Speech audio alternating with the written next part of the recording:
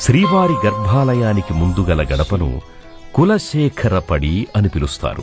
శ్రీవైష్ణవ భక్తాగ్రేసరులైన ఆళ్వార్లలో ఒకరైన కులశేఖర ఆళ్వార్ కేరళ దేశపు మహారాజు. శ్రీవెంకటాచలాన్ని కీర్తిస్తూ ఆయన రచించిన పాశురంలో, ఓ స్వామి, నీ సన్నిధిలో రాతి గడపగా ఉండి సదా నీ ముఖారవిందాన్ని దర్శించుకోవాలని ఆర్తిగా స్వామివారిని ప్రార్థించారు. అందుకే గర్భాలయ గడపను ఆయన పేరుతో కులశేఖర పడి అని పిలుస్తారు. పడి అనగా తమిళంలో గడప అని అర్థం.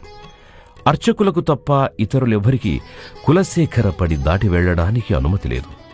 శ్రీవెంకటేశ్వరుని సన్నిధిలో శ్రీ స్వామివారి పాదాల ముందు నిత్యం స్మరింపబడుతూ సందర్శింపబడుతోన్న పరమ భాగవతోత్తముడైన కులశేఖర ఆళ్వార్ ఎంతటి ధన్యుడో కదా.